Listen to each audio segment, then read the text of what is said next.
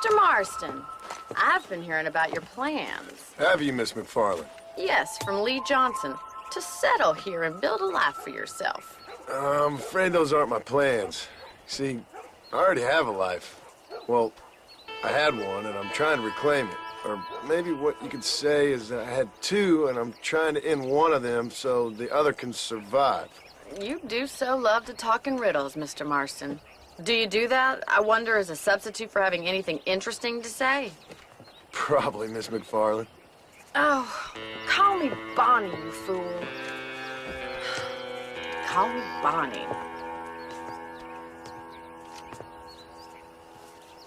Miss McFarland, I'm married. I have a son. I had a daughter, but she died. Years before that, I rode in a gang. We robbed banks, trains, held people ransom. We killed people we didn't like.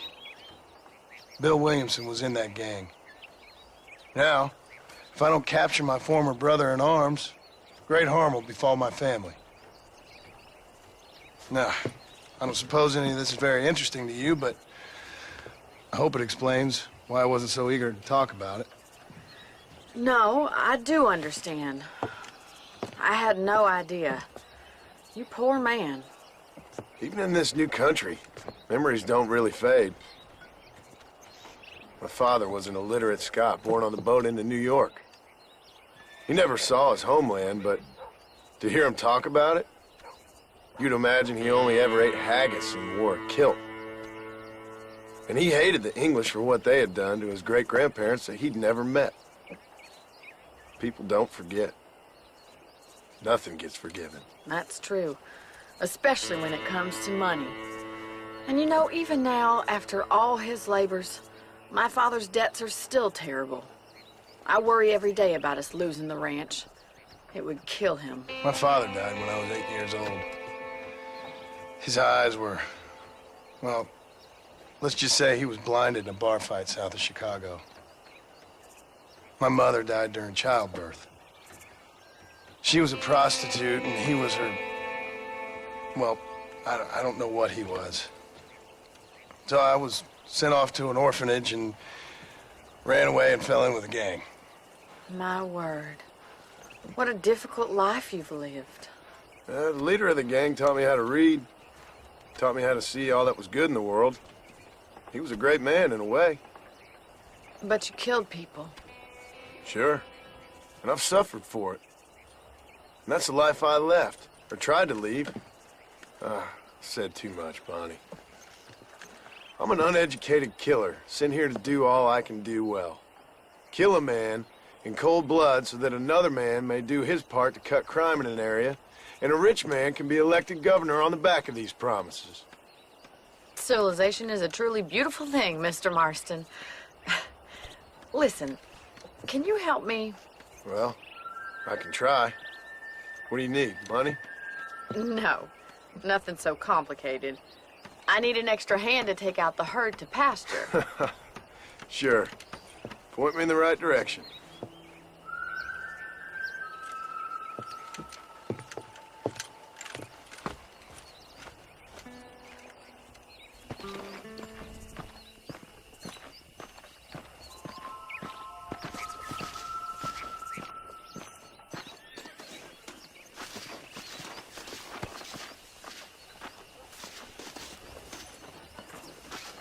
Come on, Mr. Marston. Let's get these cows moving.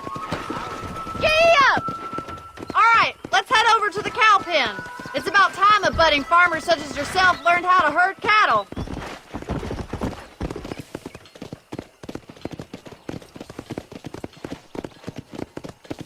Thank you for telling me all that back there. It must have been hard for you.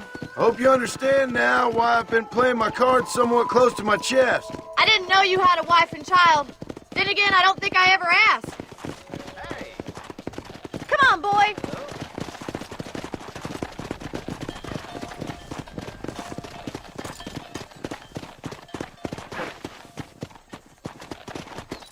Come on! Stay behind them, Mr. Marston. Nice job, Mr. Marston. Come on. Herd the cows down the road. Pretend you know what you're doing.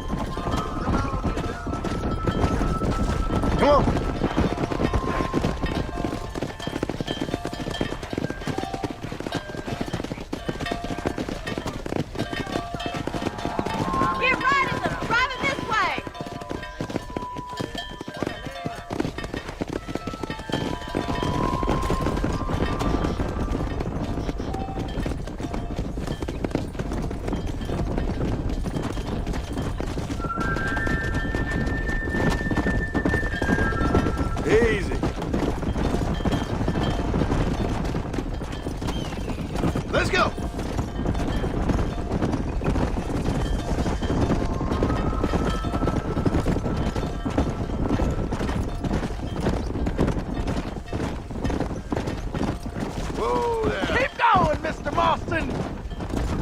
Nearly there! Good! Now we need to move this entire herd out to the far pasture.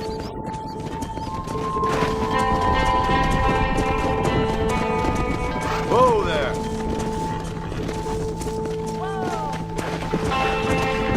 Come on. Leave those stragglers to me. You stay focused on the main herd.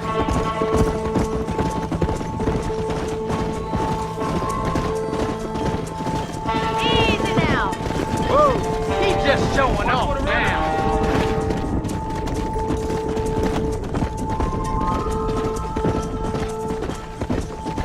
Nearly there, Mr. Marston!